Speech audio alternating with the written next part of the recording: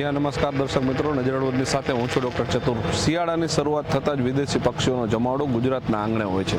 ખાસ કરીને શિયાળાની શરૂઆતમાં એટલે વિદેશી પક્ષીઓ ગુજરાતના મહેમાન બને છે કે જે તે વિસ્તારમાં બરફ છવાઈ જાય છે. જ્યાં જ્યાં પક્ષીઓ છે આશ્રય સ્થાન લે છે ત્યાં ત્યાં બરફ છવાઈ જાય છે. એટલે બરફ છવાવાના કારણે એમને જે ભોજન મળવું મુશ્કેલ છે અને સાથે સાથે વાત કરીએ તો ભોજનની સાથે સાથે જે વિસ્તાર છે તે આજુબાજુનો વિસ્તાર છે બરફમાં છવાઈ જતો હોય છે અને બરફના છવાયાના કારણે ત્યાં વિદેશી પક્ષીઓને જે તે વિસ્તાર રહે છે ત્યાં એમને મુશ્કેલ છે ખોરાક.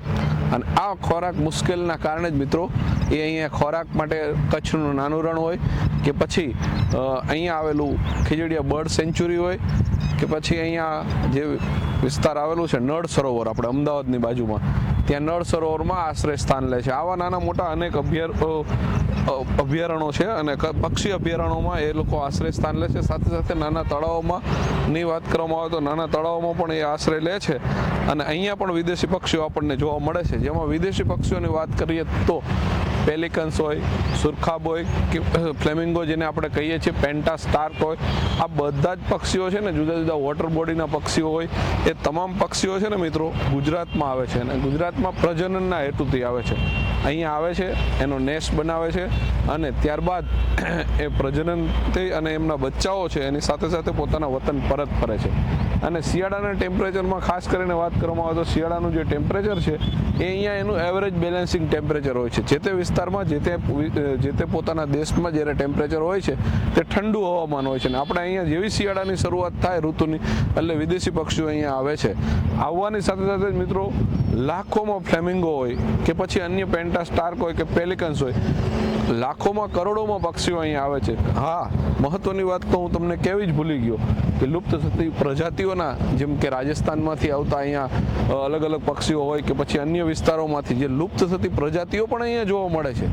અને બાજુમાં આવેલું વિસ્તારમાં વાત કરીએ તો જે અભયારણ્યો છે એમાં રેર બર્ડ પણ જોવા મળે છે. સાથે સાથે એને ટેગિંગ કરેલું હોય છે અને એની માવજત માટે મિત્રો ટેગિંગની સાથે સાથે એનું ઓબ્ઝર્વ પણ થતું હોય છે.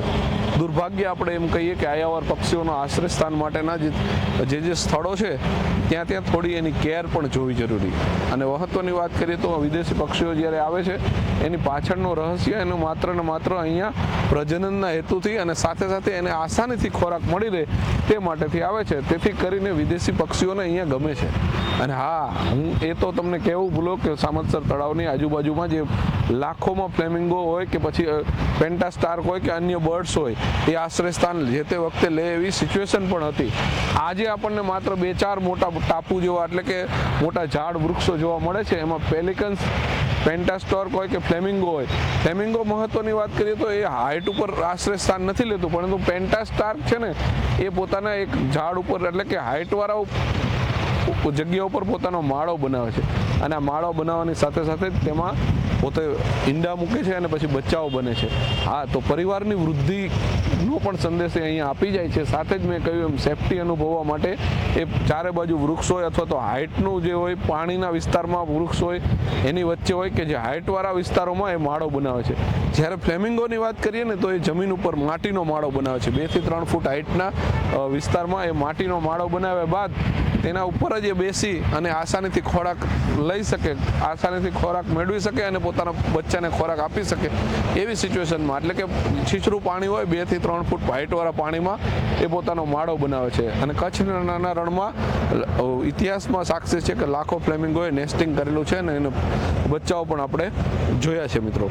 એટલે આ વાત રહી કચ્છના નાના રણની કે પછી આજુબાજુ વિસ્તારના તળાવોની. પરંતુ ગુજરાતે આવેલા પક્ષી મહેમાનોની ખાસ કરીને વાત કરીએ તો ગુજરાતના ઘણા બધા એવા સ્થળો છે જ્યાં આજે પણ જોવાલાયક છે. પછી ખીજડીયા બર્ડ સેન્ચ્યુરી હોય કે પછી અહીંયા આવેલું કચ્છનું નાનું રણ હોય, એ તમામ જગ્યાઓએ મિત્રો પક્ષીઓ આશ્રય સ્થાન લે છે અને વિદેશી પક્ષીઓ આપણને જોવા પણ મળે. સાથે સાથે મેં કહ્યું એમ કે નળ સરોવરની આજુબાજુના વિસ્તારોમાં પણ પક્ષીઓ આશ્રય સ્થાન લે છે. એમાં મહત્વની વાત કરીએ તો કોમન ક્રેન અને ડોમિશન ક્રેન એટલે કે જે આપણે કુંજલડીનો સંદેશો વાત કરતા હતા ને, જે લોકગીતમાં પણ અન્ય સાહિત્યમાં કુંજલડીનો આપણને ઉલ્લેખ જોવા મળે છે. હા, એ લાખોમાં તમારે કુંજો જોવી હોય તો અત્યારે જ પહોંચી જાઓ નળ સરોવર, અને નળ સરોવરની આજુબાજુના વિસ્તારમાંથી અન્ય પક્ષીઓ તો છે જ, સાથે જ મેં કહ્યું એમ પેન્ટા સ્ટોર્ક હોય, પેલિકન હોય કે પછી સુરખાબ હોય, અને રેર બર્ડ્સ પણ ત્યાં જોવા મળશે. અને અહીંયા ગુજરાતે આવેલા વિદેશમાંથી સૌથી ઝડપી ઉડતું પક્ષી જેને કહેવાય પેલિગ્રીન ફાલ્કન, એ પણ અહીંયા આપણને રેર બર્ડ્સ પણ જોવા મળે છે, અને એ પણ ત્યાં પણ ઘણીવાર જોવા મળે છે, અને કચ્છના રણમાં પણ જોવા મળે છે. એટલે પક્ષી પ્રેમીઓ ડિસેમ્બરના અંતમાં ખાસ કરીને રજાના વેકેશનના મૂડમાં હોય તો તમે પહોંચી જાઓ. મેં 3 લોકેશન આપ્યા ત્યાં ગુજરાતમાં, જ્યાં તમને પક્ષીઓનો જમાવડો જોવા મળશે અને વિદેશી પક્ષીઓના દર્શન થશે. અને એ 3 લોકેશન હજુ ફરી એકવાર રિપીટ કરી દઉં તો ખીજડીયા બર્ડ સેન્ચ્યુરી છે જે જામનગર પાસે આવેલું છે, અહીંયા નળ સરોવર છે જે અમદાવાદ પાસે આવેલું છે, અને અહીંયા આપણી પાસે જ આવેલું કચ્છનું નાનું રણ, જે કચ્છનું નાનું રણ તરીકે ઓળખાય છે, ત્યાં સુરખાબનો પણ જમાવડો છે જ.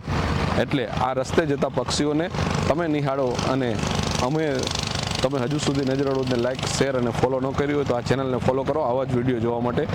મને આપશો રજા. નમસ્કાર મિત્રો.